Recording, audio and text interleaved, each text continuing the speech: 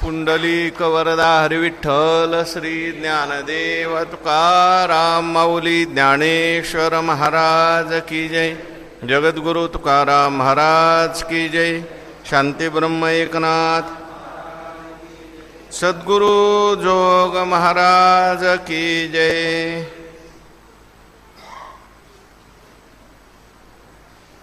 इथ चातुर्य शहाणे झाले, प्रमेय रुचीसी आले, आणि सौभाग्य पोखले सुखाचे येथ.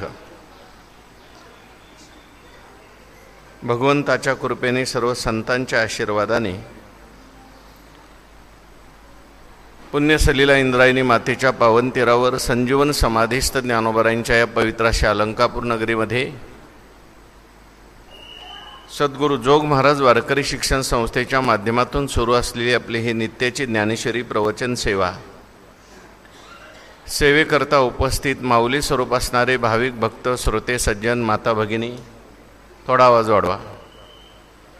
सर्वांच्या चरणी वंदन करून आपण सर्वांनी मिळून ही चिंतन सेवा करायची आहे.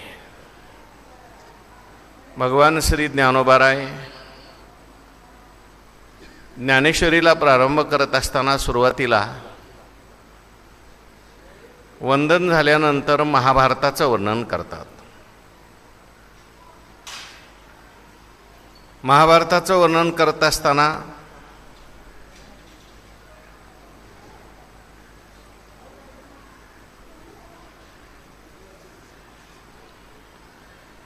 अनेक ओव्यामधून ज्ञानेश्वर महाराजांनी महाभारताचं महात्म्य सांगितलेलं आहे. महाभारताचं महात्म्य सांगत असताना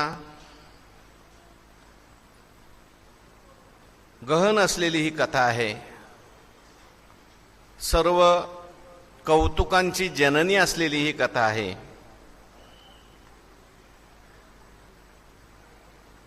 आणि विवेक तरुचं एक प्रकारचं उद्यान आहे असं ज्ञानोबारायांनी सांगितलं. म्हणजे अनेक प्रकारचा विवेक आपल्याला प्राप्त करून देणारा हा महाभारत ग्रंथ आहे. सर्व सुख प्राप्त करून देणारा, अनेक प्रमेयांचा महानिधी असलेला हा महाभारत ग्रंथ आणि नाना नवरस सुधाब्धी परिपूर्ण आहे. नवरसांनी परिपूर्ण असलेलं हे काव्य आहे. साक्षात भगवान परमात्माच प्रगट रूपाने आला आहे की काय. सर्व विद्या त्यांचं मूळ पीठ आहे. सर्व शास्त्रामध्ये वरिष्ठ आहे. सर्व धर्म याचा आश्रय करून राहतात. म्हणून सर्व सज्जनांनी या महाभारताचं वर्णन केले. सर्वांना आवडणारं हे महाभारत आहे. देवलोकामध्ये याची प्रसिद्धी आहे, गंधर्व लोकामध्ये याची प्रसिद्धी आहे, पितृलोकामध्ये सुद्धा याची प्रसिद्धी आहे. जणू काही कथेच्या रूपाने सरस्वती माताच प्रकट झालेली आहे की काय.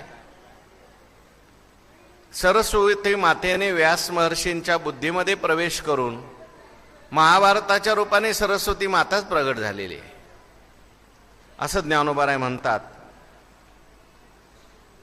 आणि म्हणून महाभारत म्हणजे सगळ्या काव्यामध्ये राजा आहे. किंबहुना सर्व ग्रंथांना श्रेष्ठत्व येण्याकरता ठिकाण म्हणून हे महाभारत आहे. आणि सगळ्या रसांना एक प्रकारची जी प्रतिष्ठा प्राप्त झालेली आहे, रसाळपणाची प्रतिष्ठा, ती महाभारतामुळे झालेली आहे. 9 प्रकारचे रस आहेत. पण इतर ग्रंथामध्ये हे रस एवढे प्रसिद्ध नव्हते. वाङ्मयामध्ये एवढे रस प्रसिद्ध नव्हते. महाभारताचा आश्रय सगळ्या रसांनी केल्यामुळे, सर्वांनी महाभारताचा स्वीकार केलेला असल्यामुळे स्वाभाविकपणे रसांचा स्वीकार सुद्धा सर्वांनी केलेला आहे. आणि म्हणून रसांना विशेष प्रतिष्ठा प्राप्त झालेली आहे. किंबहुना ज्ञानोबाराय म्हणतात, आणखीन एक सांगतो, शब्दांना सुद्धा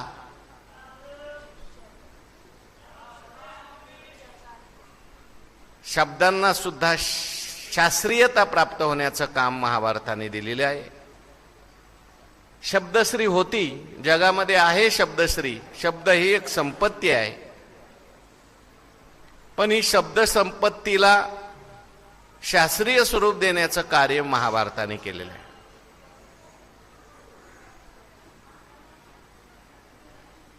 महाभारतामध्ये व्यास महर्षींनी अनेक शास्त्र आणलेली आहेत. सगळ्या शास्त्राचं राहण्याचं ठिकाण महाभारत असल्यामुळे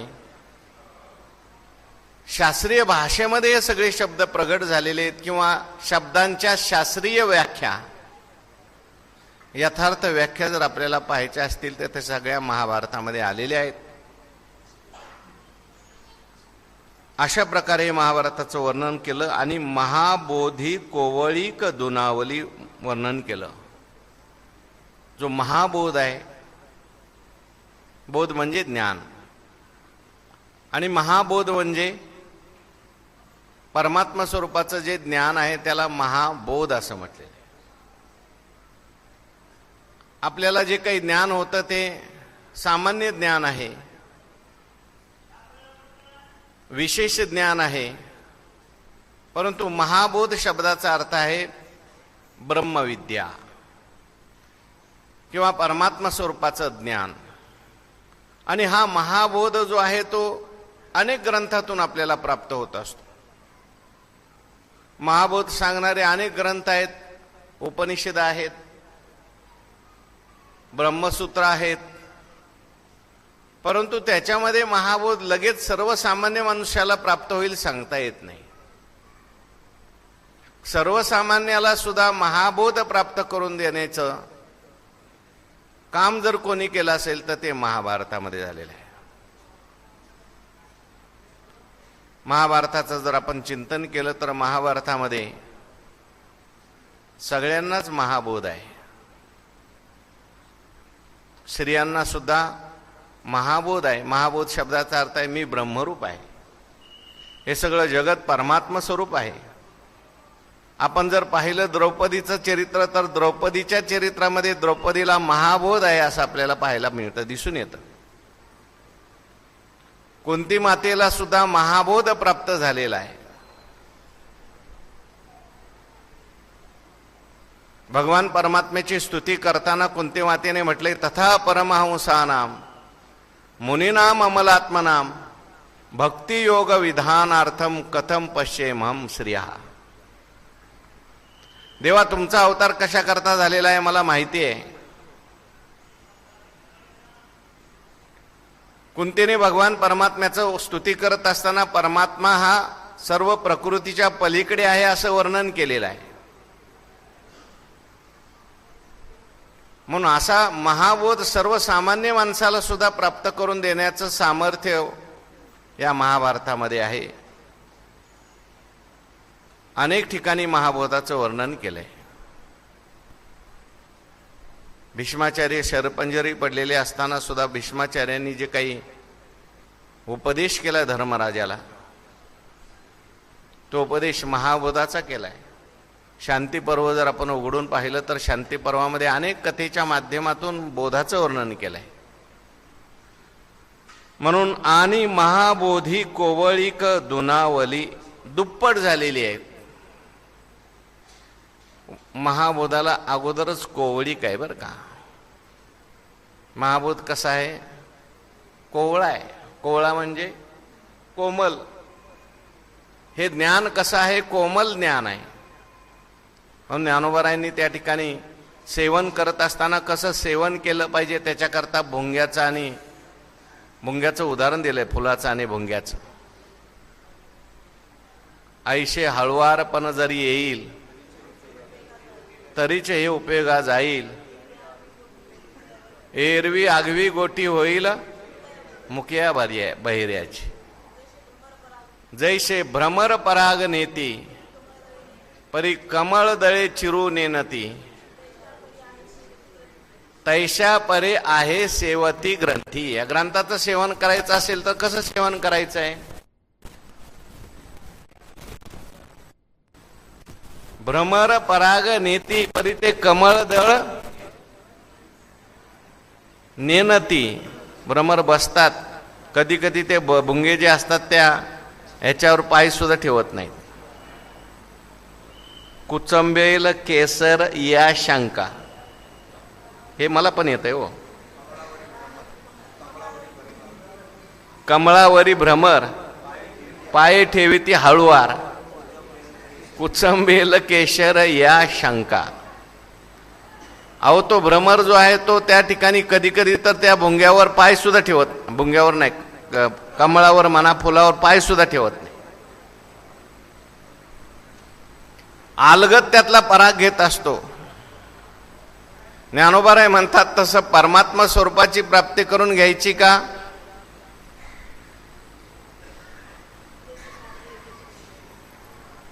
आईशे हळुवारपण जरी येईल, हळुवार, कारण त्यात कोमलपणा आहे. या ज्ञानामध्ये काय कोमलपणा आहे.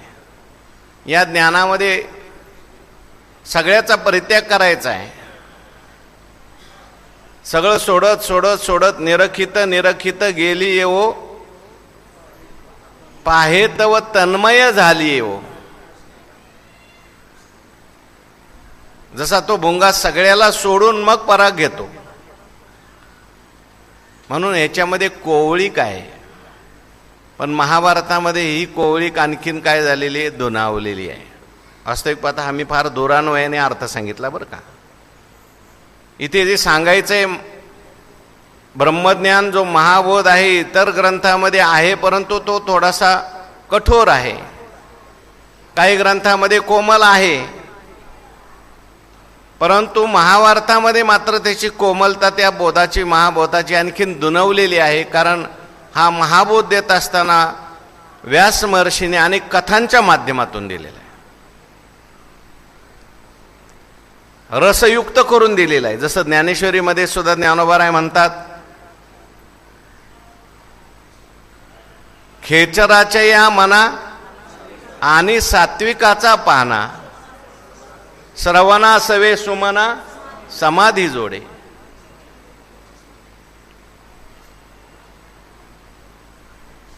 त्या ठिकाणी बोलत असताना महाभारतामध्ये महाबोधालाची जी आहे कोवळीक आहे ती आणखीन दुनावलेली आहे. आणखीन कोवळ्या भाषेमध्ये महाभारतात महाबोध सांगितलेला गेलेला आहे. तुम्ही भीष्माचार्यांचं ते शांतीपर्व बघा, किंवा सनक सुजातीय पर्व नावाचं एक पर्व आलेलं आहे. भगवत पूज्यपाद शंकराचार्यांनी त्याच्यावर भाष्य लिहिले, महाभारतामध्ये आलेलं आहे. परंतु धृतराष्ट्राला उपदेश करण्याकरता म्हणून विदुर काकांनी सनक सुजातीय यांचा संवाद सांगितलेला आहे आणि त्याच्यामध्ये सगळं ब्रह्मज्ञान सांगितलेलं आहे. म्हणजे महाबोधच सांगितला, परंतु कथांच्या माध्यमातून सांगितलेला आहे. म्हणून महाबोधी कोवळीक दुनावली. आणखीन काय काय झालं ते पुढच्या ओळीत वाचा.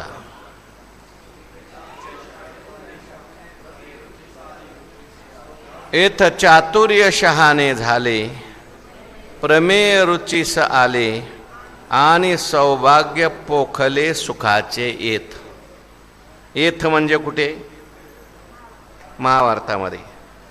चातुर्य शहाणे झाले, महाभारताचा आश्रय केल्यामुळे चतुरता सुद्धा पटाईत झालेली आहे. मनुष्याच्या जीवनामध्ये चातुर्य पाहिजे, म्हणून अनेक ग्रंथामध्ये चातुर्याचं वर्णन केलेलं आपल्याला पाहायला सापडतं. काही मनुष्यामध्ये चतुर लोक आहेत, काही पक्ष्यामध्ये चतुर पक्षी आहेत, काही प्राण्यामध्ये चतुर प्राणी सांगितलेले आहेत. आपलं कार्य करत असताना माणसाने थोडंसं चतुर सुद्धा असलं पाहिजे. सगळ्यांना ही चतुरता प्राप्त होत नाही. चतुरता येण्याकरता सुद्धा चांगल्यांचा सहवास करावा लागतो. मोठ्या मोठ्यांना जे कळत नाही ते कधी कधी लहान लहान लोकांना कळतं. चतुरता उदाहरण जर द्यायचं असेल तर ते जोग महाराजांच्या चरित्रामध्ये का कुठे मी एक गोष्ट ऐकली. चतुर पूर्वीच्या काळामध्ये ह्या चुली होत्या, ते एका चुलीतला विस्तव घेऊन दुसरी चूल पेटवावी लागायची. एका आईने आपल्या मुलीला सांगितलं, जा शेजारच्या घरून विस्तव घेऊन ये. मुलगी गेली धावत पळत, एकदम लहान मुलगी होती. आणि गेल्यानंतर समोरच्या बाईला म्हटले, माझ्या आईने तुम्हाला विस्तव मागितलाय, द्या विस्तव. ती म्हटली, कशात नेणार? म्हणजे दे हातात. हातात म्हटल्यावर समोरची बाई म्हटली, अगं हातात कसा तो विस्तव नेणार आहे? त्या मुलीने लगेच तिथली राख उचलली, आपल्या हातात घेतली, म्हटली, टाका तुमचा विस्तव. विस्तव घेऊन ती मुलगी आली. म्हणजे लहान मुलगी दिसायला दिसली, तिच्या डोक्यामध्ये काय? चतुरता आहे. आपलं काम करत असताना माणसाकडे चतुरता पाहिजे. कोणत्याही कामात चतुरता असली तर ते काम लवकर होतं, व्यवस्थित होतं. ही चतुरता शिकवणारा ग्रंथ जर कोणता असेल तर महाभारतात आहे. अनेक कथा आलेल्या आहेत महाभारतामध्ये, असे अनेक आख्यानं आलेली आहेत की ज्या आख्यानामधून, ज्या कथेमधून चतुरता शिकवलेली आहे. आपलं कार्य करत असताना माणसाने किती चतुर असलं पाहिजे. पण ही लौकिक चतुरता झाली. मनुष्याच्या जीवनात खरी चतुरता जर काय असेल तर आपल्या जीवनामध्ये लौकिक चतुरता करत करत त्याने परमात्म्याची प्राप्ती करून घेतलं. ही खरी जीवनातली चतुरता आहे. बुद्धीचे वैभव अन्य नाही दुजे, एका केशवराजे सकळ सिद्धी. ज्याने परमात्मा प्राप्ती करून घेतली तो खरा चतुर आहे.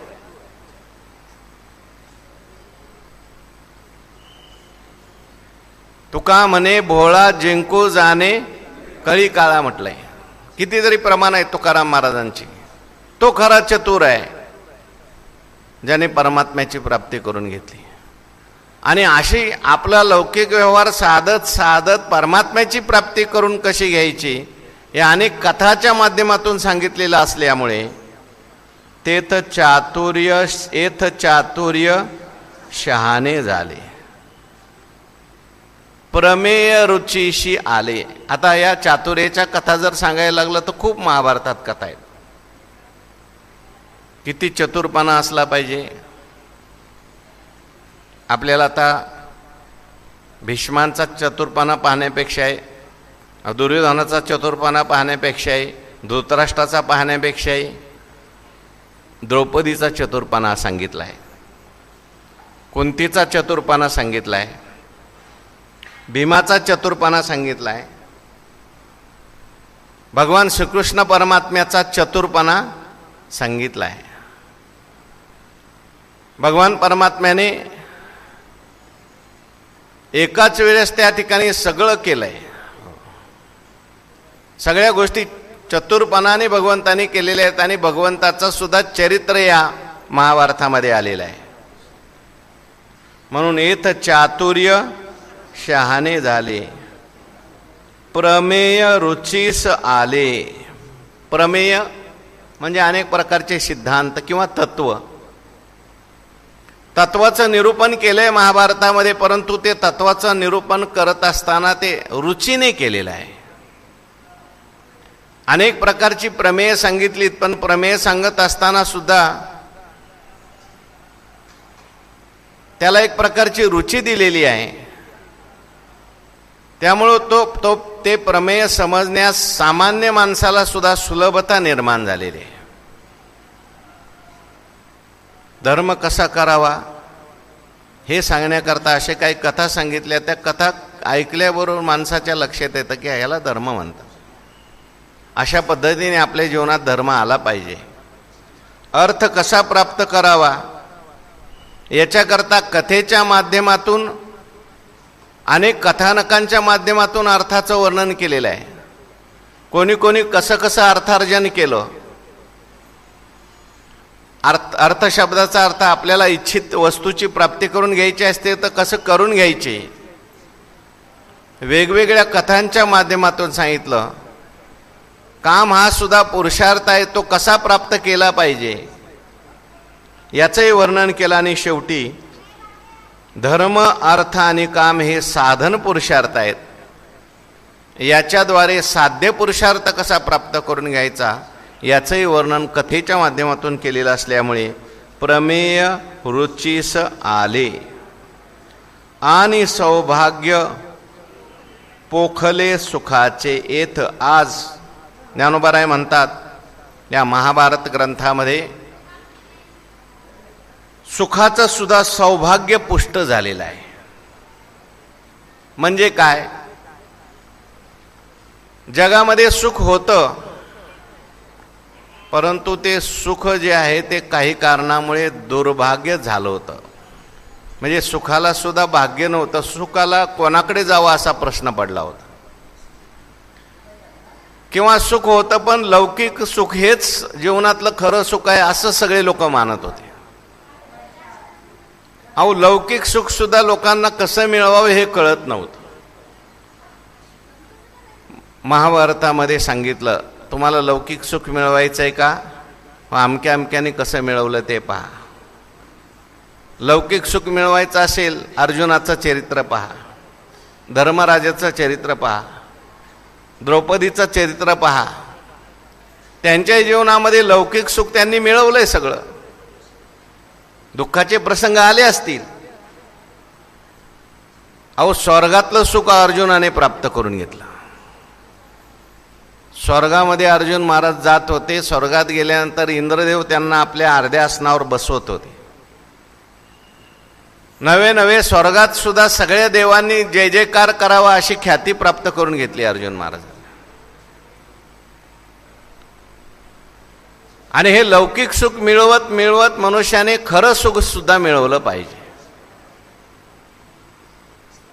किंबहुना सोये जीव आत्मयाची लाहे, ते तर जे होय तया नाम सुख, आता सुख ते गा किरीटी, दाविजेल तुझं दिठी जे आत्मयाचे भेटी. हे सुख सुद्धा कसं प्राप्त करायचं हे सुद्धा वेगवेगळ्या कथेच्या माध्यमातून सांगितलं. भीष्माचार्यांनी असं सुख प्राप्त करून घेतलं. त्यांच्या वाट्याला आलेलं कर्म त्यांनी केलं. अनेक सुखदुःखाचे प्रसंग आले परंतु शरपंजरी पडलेले असताना सुद्धा भीष्माचार्यांना आपल्या बोधापासून भीष्माचार्य कधी ढळले नाहीत. अहो, बाणाच्या शय्येवर पडलेले असताना भीष्माचार्यांनी सगळे धर्म सांगितले. दान धर्म, राजधर्म, मोक्ष धर्म. आणि साक्षात भगवान परमात्मा भीष्माचार्यांना भेटण्याकरता आले. भगवंताचं दर्शन करत करत डोळे झाकले. देवाला सुद्धा भीष्माचार्यांनी सांगितलं, मला सगळं माहिती आहे. सूर्य एकच आहे आणि सूर्याचं प्रतिबिंब प्रत्येक डबक्यामध्ये वेगवेगळं दिसत असलं तरी सुद्धा प्रतिबिंब हे बिंबरूप आहे मला माहिती आहे. पण तरी सुद्धा आता मला तुमच्याकडे बघत बघत मला देह सोडायचा आहे. ज्ञान आहे मला, मी ब्रह्म आहे, आत्मा आहे, सगळं आहे माहिती.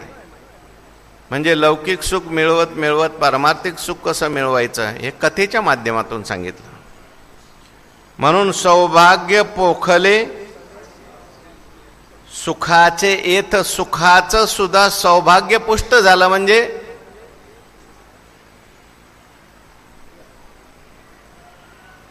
एकतर कोणी सुखाकडे जातच नव्हतं, आता सगळे सुखाला स्वीकारू लागले.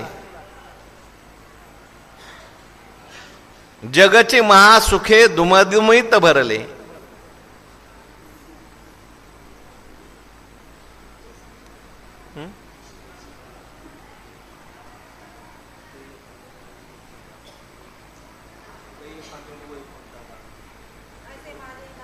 ऐशे माझे नाम घोषे, नाहीची करते विश्वाची दुःखे, अवघे जगची महासुखे दुमदुमित भरले.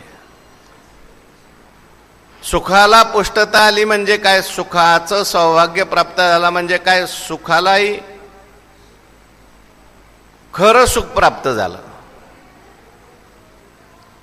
किंवा खऱ्या सुखाकडे लोक त्या ठिकाणी येऊ लागले. किंवा सुखाचा जो विचार आहे तो महाभारतात आल्यामुळे सुखालाही असं वाटलं, बरं झालं मी इथं आलो. आणि इथं आल्यामुळे त्या ठिकाणी माझा सुद्धा लोकांना आता उपयोग होऊ लागला. म्हणून सौभाग्य पोखले सुखाचे येथ. आणखीन काय काय झालं ज्ञानोबाराय पुढच्या वेळीत सांगतात. माधुरी मधुरता, शृंगारी सुरेखता, रूढपण उचिता, दिसे भले. गोडीची म्हणजे मधुरतेची या ग्रंथात परमावधी झालेली आहे. मधुरपणाला सुद्धा काय आलेला आहे? मधुरपणा आलेला आहे.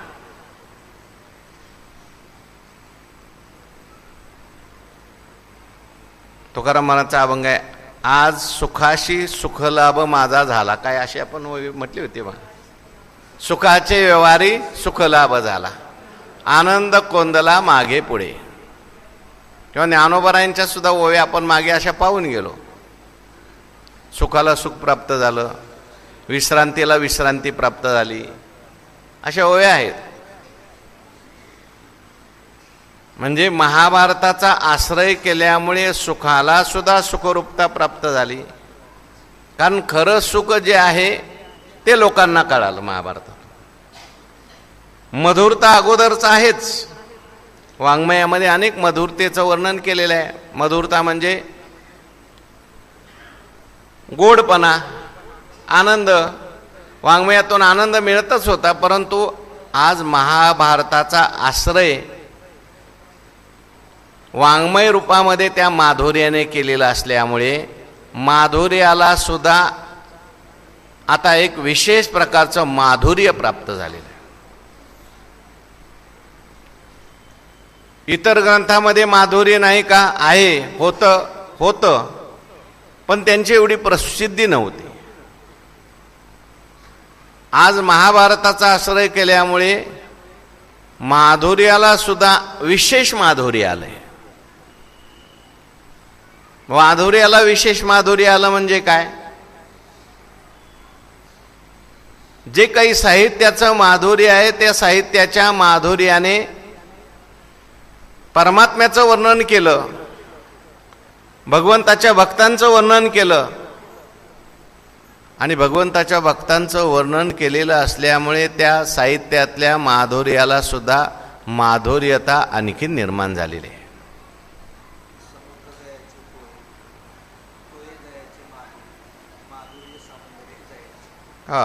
माधुरी मधुरता, माधुर्याला सुद्धा काय आलेली आहे? मधुरता आलेली असते. जेव्हा भगवंताचं वर्णन येतं, जेव्हा भगवत भक्तांचं वर्णन येतं, तेव्हा ते भगवंताला सुद्धा आवडतं, अनेक भक्तांना सुद्धा आवडतं. म्हणून महाभारताची कथा सगळेच वाचतात, सगळ्यांनाच ती आवडते. त्याचं कारण काय? माधुर्य आहे त्याच्यामध्ये, पण माधुर्याला सुद्धा काय आलेलं आहे? माधुर्य, मधुरता आलेली आहे. शृंगारी सुरेखता, एखादी शृंगाराची कथा असेल पण त्या शृंगाराच्या कथेला सुद्धा रेखीवपणा आलेला आहे, सुरेखपणा आलेला आहे. एरवी शृंगाराची कथा सामान्य लोक ऐकतील, सकाम लोक ऐकतील, शृंगारिक लोकच ऐकतील. पण आज शृंगाराचा आश्रय महाभारताने केलेल्यामुळे, महाभारतात शृंगार रस आलेले असल्यामुळे ही शृंगाराची कथा शुकाचार्य सुद्धा सांगतात. शृंगाराचा आश्रय भगवंताच्या चरित्रात भगवंतानी शृंगार रसाचा आश्रय केल्यामुळे शुकाचार्यासारखे विषय जिनोनी जन्मले, जे शुकादिक दादुले, विषय वानिताचे झाले भाटतयांचे. शुकाचार्यांनी विषयांचं वर्णन करावं, कारण त्यांचा तो विषय नव्हता. तो विषय म्हणजे परमात्माच होता. कैवल्याही चढावा करीतसे विषय सेवा, झाला भृत्य भज्य कालवा भक्तीच्या घरी. म्हणून विषयांचं वर्णन असेल कदाचित. द्रौपदीला भेटण्याकरता भगवान परमात्मा कधी कधी वनामध्ये जायचे. द्रौपदी पांडव सगळे वनात असताना एकदा सत्यभामा आणि भगवान परमात्मा दोघेही भेटण्याकरता गेले. आणि भेटल्यानंतर वनात असलेली द्रौपदी आहे, ते पांडवांचं सगळं जीवन पाहिलं आणि द्रौपदीला सत्यभामेने एका बाजूला घेतला आणि विचारायला सुरुवात केली, एवढे 5 पतींच्या बरोबर तू संसार करते आणि सगळे पती तुझं ऐकतात, त्या ठिकाणी पतींना तू कसं वश केलेलं आहे? हो, काय एखादा मंत्रबिंत्र शिकली का काय? यांना काय औषधी वगैरे खाऊ घालते की काय? तू यांना कसं वश केलं मला सांग, म्हणजे मला सुद्धा भगवंतानी माझं सगळं ऐकलं पाहिजे, माझ्या ताब्यात भगवान परमात्मा राहायला पाहिजे. आमचा जो परमात्मा आहे तो आमचं काहीच ऐकत नाही. पण हे सगळे 5ही पती 5ही पांडव तुझ्या आज्ञेत राहतात, तुझं सगळं ऐकतात. काय केलंय जरा मला सांगशील का? गपचूप म्हणजे बाहेर बाजूला घेऊन विचारायला. ती द्रौपदी म्हणायला लागली, काय देवाची पत्नी झाली आणि तुझी काय बुद्धी आहे म्हटली. अगं एवढा मोठा भगवान परमात्मा पतिरूपाने तुला प्राप्त झालेला आहे आणि तुझी बुद्धी अजून क्षुद्र स्वभावाची आहे. मी माझ्या पतीला वश करण्याकरता काय औषधी वापरते का, मंत्र वापरते का? जी पत्नी आपल्या पतीला वश करण्याकरता औषध वापरत असेल, मंत्र वापरत असेल, तिचं खरं प्रेम पतीवर आहे का? मग मी परमात्म्याला मी माझ्या 5ही पतींना वश केलं, हे कसं केलं? त्यांची मी कशी सेवा करते, माझ्या सासूची कशी सेवा करते, हे सगळं द्रौपदीने महाभारतात तिथं सांगितलं सत्यभामेला. म्हणजे काही औषधाची गरज नाही, कुठल्या मंत्राची गरज नाही, मी सांगते तसं तसं तू जर वागलीस ना, भगवान परमात्मा तुला आपोआप वश होते. मी सगळ्यांच्या अगोदर उठते, सगळे झोपल्यावर झोपते, तन मन धनाने त्यांची सेवा करते, त्यांच्या मनात काय चाललंय ते मला कळतं. सगळं शृंगाराचं वर्णन सुद्धा तिने केलंय, पण शृंगार असला तरी त्याला एक रेखीवता प्राप्त झाली. मोठे मोठे महात्मे सुद्धा हे चरित्र ऐकतात. म्हणून शृंगाराला सुद्धा काय प्राप्त झालेली आहे? एक प्रतिष्ठापना प्राप्त झालेली आहे. शृंगारी सुरेकथा रूढपण उचिता दिसे भले. योग्य गोष्टी ज्या काही रूढ होत्या त्या रूढ गोष्टींना आणखीन चांगली प्रसिद्धी प्राप्त झाली. सत्यमेव जयते रूढ गोष्ट आहे, वेदात सांगितलेलं आहे सत्यमेव जयते. पण हे सत्यमेव जयते आपण जेव्हा महाभारत वाचतो, त्यातली चरित्र वाचतो, त्यावेळेस आपल्या लक्षात येतं सत्याला सुरुवातीला त्रास होतो, दुःख होतं. अहो पांडवांना सुद्धा किती त्रास झाला, पांडवांना सुद्धा किती दुःख झालं, पण शेवटी विजय कोणाचा झाला? पांडवांचाच झाला. म्हणून महाभारतामध्ये ज्या काही रूढ गोष्टी होत्या पूर्वी, वेदशास्त्रामध्ये जे काही सांगितलेलं आहे त्या रूढपण उचिता दिसे भले. त्यांच्या ठिकाणी जो भलेपणा आहे, उचित गोष्टीमध्ये त्या ठिकाणी जो भलेपणा आणखीन रूढ झालेला आहे. योग्य गोष्टींचा प्रचारता प्रसिद्ध चांगली लाभलेली आहे. योग्य गोष्टींना प्रचार चांगला लाभला आहे. योग्य वस्तूंना आलेला रूढपणा यापासूनच चांगला दिसू लागला. योग्य वस्तूंना आलेला रूढपणा यापासून म्हणजे महाभारताचा पासून चांगला दिसू लागला.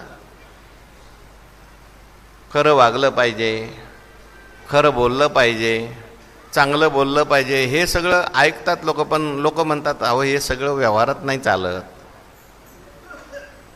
असं व्यवहारात जर वागलं तर मग माणसाला जगणं मुश्किल होऊन जाईल. म्हणून शक्यतो माणसं जे आहेत ते ऐकतात, ऐकल्यानंतर म्हणतात व्यवहारात नाही. पण हे व्यवहारात सुद्धा कुठं लिहिलंय, व्यवहारात सुद्धा आचरण कोणी दाखवलं, करून दाखवलं, हे जर आपल्याला पाहायचं असेल तर महाभारत वाचा. अनेक गोष्टी आलेल्या आहेत. धर्मो रक्षति रक्षितः हे रूढ आहे, पण याची प्रसिद्धी जर कुठं आपल्याला पाहायची असेल तर तुम्ही महाभारत पहा. अनेक लोकांना ज्यांनी ज्यांनी धर्माचं रक्षण केलं त्यांचं धर्माने शेवटी काय केलेलं आहे? रक्षण केलेलं आहे. म्हणून रूढपण उचिता दिसे भले. उचित गोष्टी ज्या आहेत त्या ठिकाणी आणखीन त्या रूढ झाल्या. त्यांचं रूढपण चांगल्या प्रकारे आपल्याला दिसू लागलं. नाहीतर उचित गोष्टीकडे माणसाची प्रवृत्ती होत नाही. उचित गोष्टी मनुष्य करत नाही. अहो, मी आतापर्यंत खरं बोललो म्हणूनच मला त्रास झाला, लोक म्हणतात. मी आतापर्यंत चांगलं वागलो ना म्हणून लोकांनी आम्हाला त्रास दिला. त्रास झाला तरी चालेल, काही दिवस तो त्रास होईल सुद्धा, परंतु शेवटी मात्र विजय कोणाचा होणार आहे? सत्याचाच. म्हणून तर द्वारकेचा राणा पांडवा. धर्मराजाने जर स्वतःच धर्म सोडला असता तर मग भगवान परमात्मा कशाला त्याच्याकडे गेले असते. म्हणून रूढपण उचिता दिसे भले. आणखीन काय महाभारताचं वर्णन? वाचा पुढची ओळी.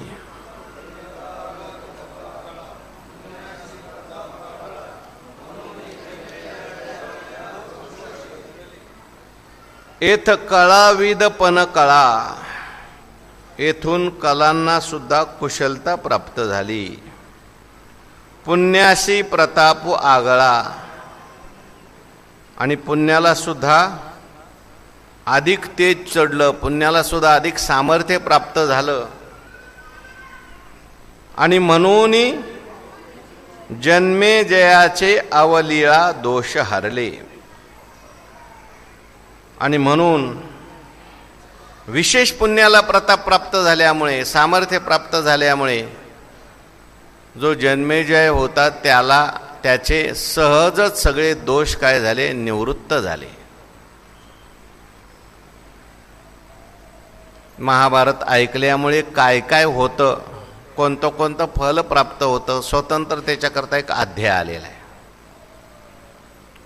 महाभारत ऐकल्याने पाप नष्ट होतं.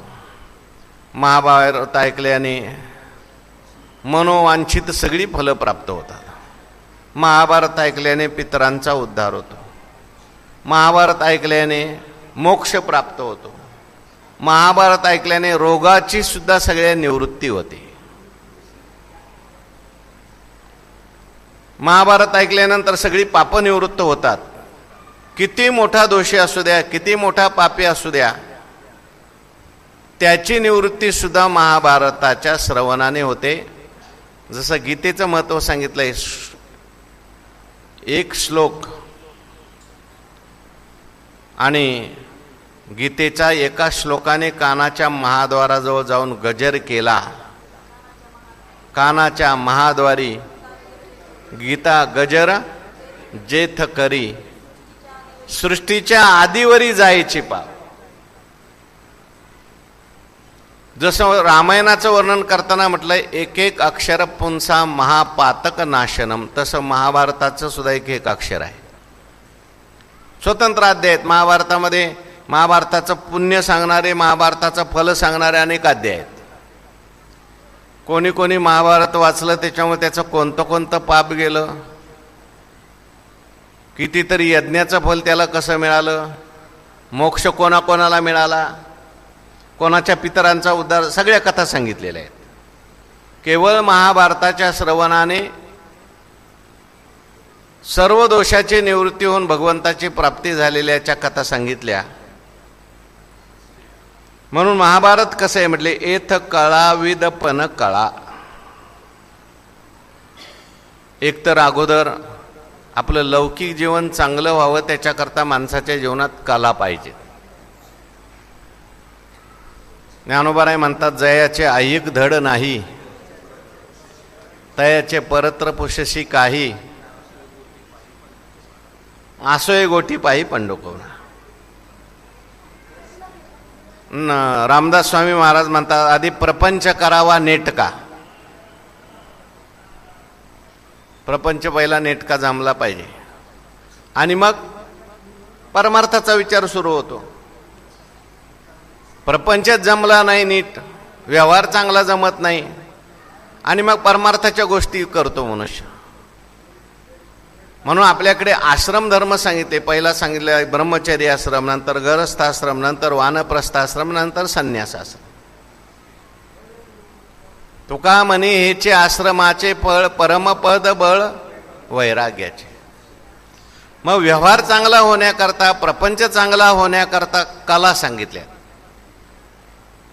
व्यवहारातल्या कला आहेत. तर व्यवहार चांगला होण्याकरता सुद्धा, आपला प्रपंच चांगला होण्याकरता सुद्धा 14 किती कला सांगितल्या? 64 कला सांगितल्या. 14 विद्या आणि 64 कला. गायन कला आहे, वाद्यकला आहे, नृत्यकला आहे, नाट्यकला आहे, चित्रकारी, बेलबुट्टी,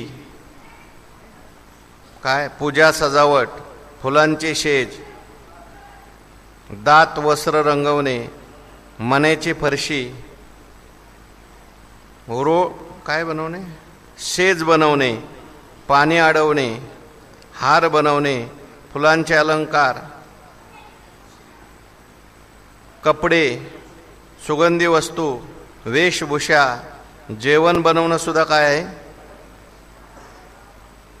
पिण्याच्या वस्तू, प्रतिमा बनवणे, ग्रंथ वाचनात चतुराई, स्थापत्य, घर बांधणं, सोनी चांदी बनवणं, वृक्षचिकित्सा, पशूंचं बोलणं, केश रचना, वेगवेगळ्या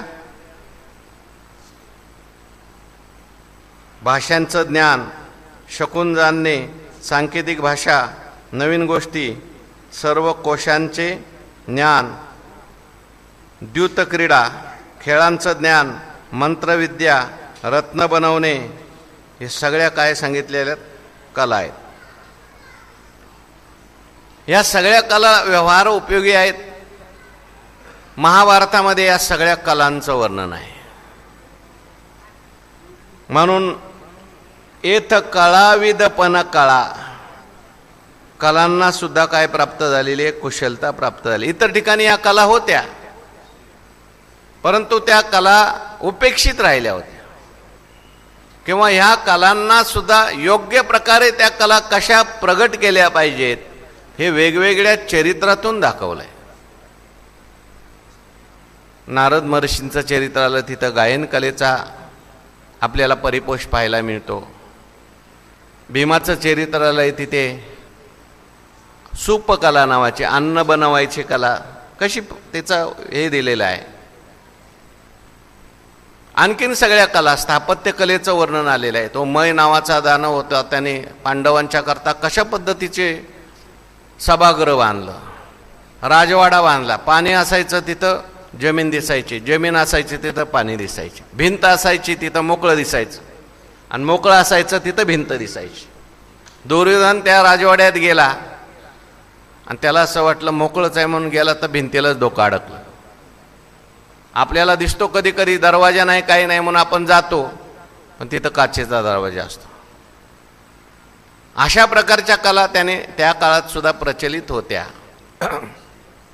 हे सगळं महाभारतात वर्णन आलेलं आहे. पण ह्या सगळ्या कला जरी असल्या तरी सुद्धा सगळ्यात मोठी कला जर कोणती असेल तर ती म्हणजे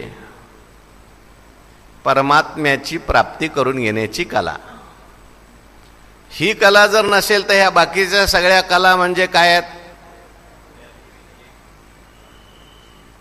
या सगळ्या कला म्हणजे अधोगतीकडे नेणाऱ्या ठरतात. म्हणून कलांना सुद्धा कलाविदपणा कधी प्राप्त होतो.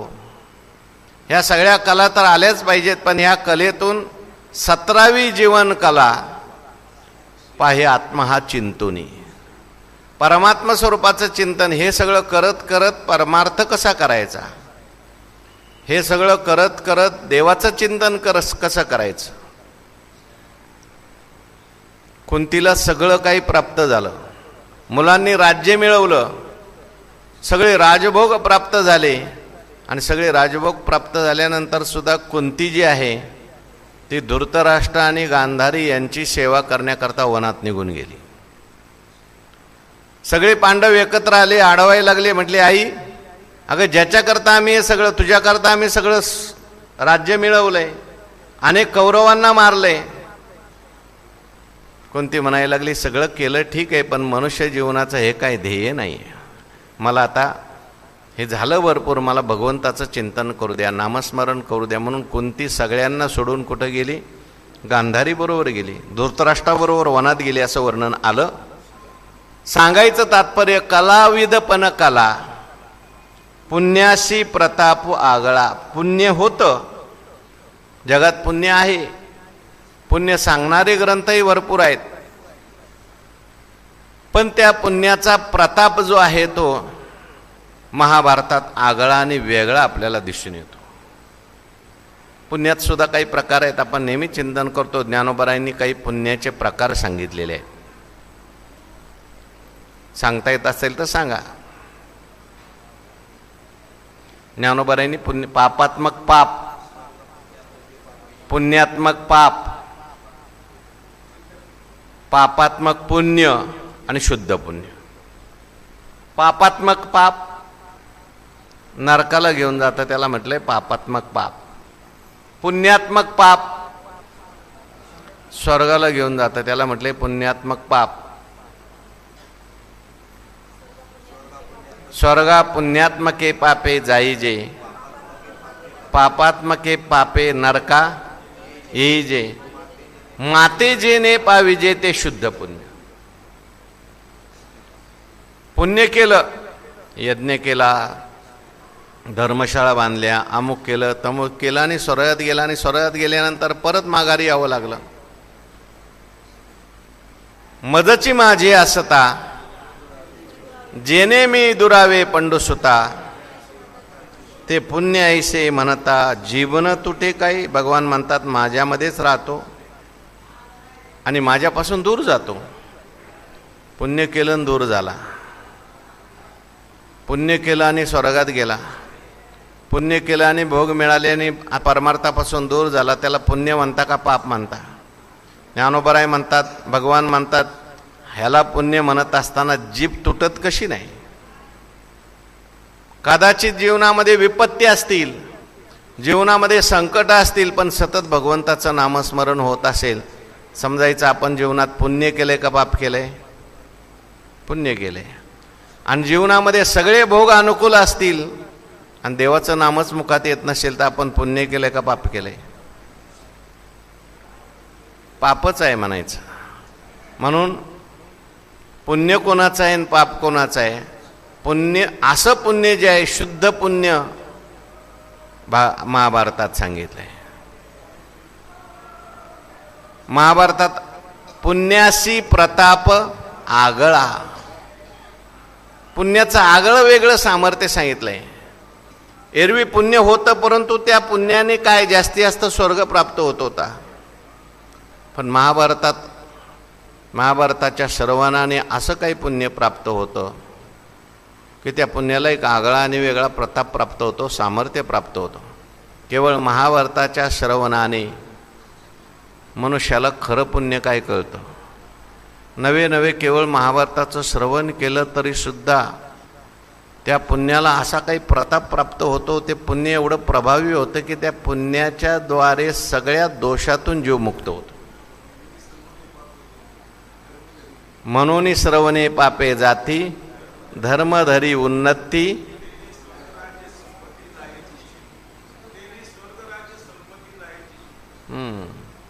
स्वर्गराज्य संपत्ती. पण आता हे पुण्य पुढं चाललं, आता स्वर्गाच्याही पुढं.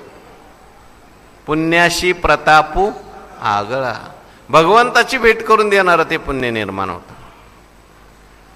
काय पुण्याला प्रताप प्राप्त झाला त्याच्याकरता उदाहरण दिलंय. जन्मे जयाचे, म्हणून जन्मे जयाचे अवलीळा दोष हरले. या महाभारताचं जे श्रवण केलं ते जन्मेजय महाराजांनी केलं बरं का. आता हे जन्मेजय महाराज कोण आहेत? का त्यांनी महाभारताचं श्रवण केलं? त्यांचे कोणते दोष गेले श्रवणाने? त्याची कथा आपण नेहमी ऐकतो. जन्मेजय हे परीक्षित राजाचे चिरंजीव आहेत आणि परीक्षित राजाचे चिरंजीव हे जन्मेजय. परवा दिवशी मी एक कथा सांगितली होती, महाभारताच्या सुरुवातीलाच ती कथा आलेली आहे. उत्तंक नावाचा वेद ऋषींचा शिष्य आहे आणि गुरुदक्षिणा म्हणून आपल्या गुरुपत्नीला त्याने पौष नावाच्या राजाच्या पत्नीची कुंडलं आणून दिली. वेदविद्या घेतली, सर्व काही शिकल्यानंतर गुरूंना विचारलं काय देवदक्षिणा, म्हणले मला काही नको. पत्नीला विचार. गुरुपत्नीकडे गेला, ती पण म्हटली कसायला तू गरीब आहेस, काय दक्षिणा देणार आहेस तू मला, तू आलास शिकलास बाबा, तुला मी आशीर्वाद देत, पण नाही मला काहीतरी द्यायचं आहे. मग ती म्हटली मला एक व्रत करायचं आहे, मला एक अनुष्ठान करायचं आहे, आणि त्या अनुष्ठानाकरता काही विशेष कुंडलं लागतात आणि ती काही माझ्याकडे नाही. ती कुंडलं पौष नावाचा राजा आहे, त्याची पत्नी आहे, तिच्याकडे ती कुंडलं आहे, तेवढी ती कुंडलं मला व्रत करण्याकरता घेऊन ये. पण ती कुंडलं अशी होती की ती अमृताचं श्रवण, अमृताचा स्राव त्याच्यातून व्हायचा, म्हणजे अमृत स्रवायचं त्या कुंडलातून. मग हा गेला तिथे, कोण, उत्तंक. राजालाही आनंद झाला, बाबा कशा करता आला, काय नाही. म्हटले काय नाही, एक गोष्ट मागायला आलोय तुमच्याकडे. काय पाहिजे? तुमच्या पत्नीची कुंडलं पाहिजेत सोन्याची, ज्याच्यातून अमृत श्रवण करतं. आता राजासुद्धा कसा असेल, राजा म्हणला काय हरकत नाही बाबा, उलट तो आला ना भाग्य आहे आमचं, आम्हाला काहीतरी दान करता येत आहे. जा, घरात पत्नी आहे, तिच्याकडून ती कुंडलं घे आणि ती जा, आनंदी हो. तो घरात गेला तर घरात त्याला कोणी दिसलं नाही, राजवाड्यात कोणी दिसलं नाही त्याला. परत आला, म्हणाला महाराज राजवाड्यात तर कोणीच नाही. म्हणजे राजवाड्यात कोणी नाही? अरे राजवाड्यात तर पत्नी आहे, ती कुठं बाहेर जात नाही, मला कशी दिसली नाही? म्हटलं तू येत असताना रस्त्यात काही उष्ट वगैरे खाल्ले का? तू येताना तुझ्याकडून काहीतरी संध्या करत असताना चूक झाली का? बहुतेक मला असं वाटतंय तुझ्याकडून संध्या करताना काहीतरी चूक झालेली, संध्येचं पाणी तू व्यवस्थित वापरलं नाही, काहीतरी उष्ट पाणी पेलेलं आहेस, त्यामुळे तुला माझी पत्नी दिसत नाही. कारण माझी पत्नी महान पतिव्रता आहे, पुण्यवान माणसाला ती दिसते, आणि एखाद्याकडून काही दोष झालेला असेल तर त्याला माझी पत्नी दिसत नाही. मग बसला तिथे जाऊन राजवाड्यात आणि परत संध्या केली, परत नामस्मरण केलं, चिंतन केलं, माझ्याकडून जे काही दोष घडले असतील देवा मला माफ करा. आणि त्या दोषातून निवृत्त झाल्यावर बरोबर ती बाई दिसायला लागली. म्हणजे दिव्य होती ती सुद्धा. म्हटली कशा करता आलास बाळा? म्हटली तुमची कुंडलं माझ्या गुरुपत्नीला द्यायचेत, त्यांना मी गुरुदक्षिणा देतो म्हणून याच्याकरता मी आलो आहे. लगेच त्या बाईने कुंडलं काढली, म्हणजे हातावर ठेवली. चांगला आहे, भाग्यवान आहेस बाबा, जा, आम्हाला एवढी सेवा करायची संधी मिळाली. पण हे कुंडलाच्या मागे ना तो तक्षक नाग लागलेला आहे, तो रस्त्यातून तुझ्याकडून कुंडलं घेऊन जाईल, तेवढी ती दक्षता ठेव. तो इथं येत नाही कारण माझा प्रभाव, मी त्याला दिसतच नाही, पण तुझ्याकडून तो कुंडलं घेऊन जाईल. नाही मी सुद्धा चांगलं रक्षण करील कुंडलाचं, म्हणून ती कपड्यात बांधली, कुंडलं व्यवस्थित घेऊन चालला कुंडलं. पण तक्षक त्याच्या मागं लागला. कशासाठी? कुंडलं न्यायची चोरून तक्षकाला. आणि बरोबर एका ठिकाणी पाणी प्यायला गेला आणि बरोबर तक्षक जो होता एका ब्रह्मचारीच्या वेशात त्याच्या मागं पुढं नग्न वेशात फिरायचा. तो बघायचा कोणीतरी माणूस आहे बाबा आपल्यावर पाळ ठेवून. पाणी प्यायला गेल्याबरोबर त्या तक्षकाने कुंडलं उचलली आणि गेला नागलोकात. हा उत्तंक त्याच्या मागे नागलोकात गेला. उत्तंक म्हटला मी तुला सोडणार नाही, मी एवढ्या परिश्रमपूर्वक ही कुंडलं आणलेली आहेत आणि तू पळून जातो का रे बाबा? आणि तक्षकाने खूप त्रास दिला. शेवटी कुंडलं दिली तक्षकाने, पण त्रास दिला खूप. यायला उशीर झाला. म्हटले बाळा एवढा का उशीर झाला? गुरुपत्नीला ती कुंडलं दिली. म्हटलं त्या तक्षकाने खूप त्रास दिलाय. आणि तो तक्षकाचा राग मनात असल्यामुळे तो राजाकडे गेला. त्यावेळेस राजा होता जन्मेजय. आणि राजाला म्हणायला लागला महाराज हा तक्षक जो आहे तो खूप माणसांना त्रास देतोय, मलाही त्रास दिलाय आणि त्याने तुम्हाला मोठा त्रास दिलाय. म्हटलं मला काय त्रास दिलाय? अहो तुमचा बापाला मारलं कोणी सांगा? तुमच्या बापाला मृत्यू कसा आला? तुमचे वडील आहेत परीक्षिती महाराज, त्यांना हाच तक्षक डंसलेला आहे. वाचवण्याकरता कश्यप ऋषी चाललेले होते, त्यांना त्याने परत पाठवलं आणि तुमच्या वडिलांना दंश केला त्याने. काय करायचं बाबा? नाही काही नाही. म्हटलं आता मी ब्राह्मण समाजाला बोलवतो सगळ्यांना, आपल्याला काय करायचं आहे? सर्पयाग करायचा. हे सर्प जीवन ठेवायचेच नाहीत. सर्पांना मारण्यापेक्षा तक्षकाला पहिलं मारायचं. आणि म्हणून जन्मेजयाने कोणता याग केला? सर्पयाग केला. मी परवा दिवशी ती कथा सांगितली. सगळे यायला लागले, सगळे पडायला लागले. तक्षकाने त्या इंद्राचा आश्रय घेतला. इंद्राचं सुद्धा आसन हालू लागलं. इंद्र बृहस्पतीकडे गेले. काय करायचं आहे बृहस्पती सांगा. म्हणजे एक काम कर, ब्राह्मणाचा वेश घेऊन जा, त्याच्या यज्ञामध्ये भिक्षा माग, आणि भिक्षा देतो म्हणल्यानंतर वचन घे आणि सांगायचं तक्षकाला तू मारू नकोस. ब्राह्मण वेशामध्ये इंद्रदेवाने ते केलं. आणि केल्यामुळे मग त्या ठिकाणी तो तक्षकाला मारण्याकरता केलेला सर्पयाग बंद झाला. परंतु जन्मेजयाला ब्राह्मणांचा काय आला? राग आला. वेश त्याने ब्राह्मणाचा वेश घेऊन मला फसवलं. सगळे ब्राह्मण होते ते बाहेर घालून दिले. ब्रह्मकर्म सगळं बंद पडलं. एक ब्राह्मण चुकला म्हणून सगळ्या ब्राह्मणाला शिक्षा करणं चुकीचं आहे. एक साप चुकला म्हणून सगळ्याच सापांना मारणं चुकीचं आहे. पण विनाशकाले विपरीत बुद्धी माणसाला सुचते. आणि मग मात्र त्या ठिकाणी व्यास महर्षींनी सांगितलं, तुझा विनाशकाल जवळ आलेला आहे. आता तुला विपरीत बुद्धी होणार आहे.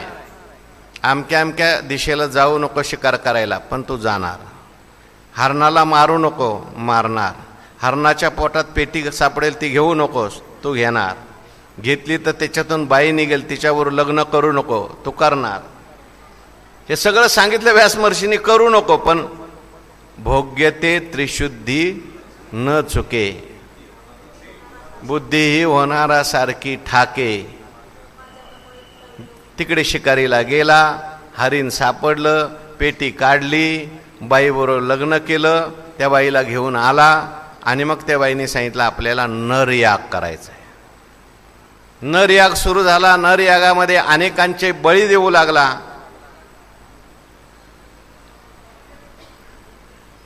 यज्ञात खुद्द इंद्राची आहुती पडण्याची वेळ आली. नरयागामध्ये इंद्राची आहुती पडल्यानंतर इंद्र भगवान परमात्म्याला शरण गेले,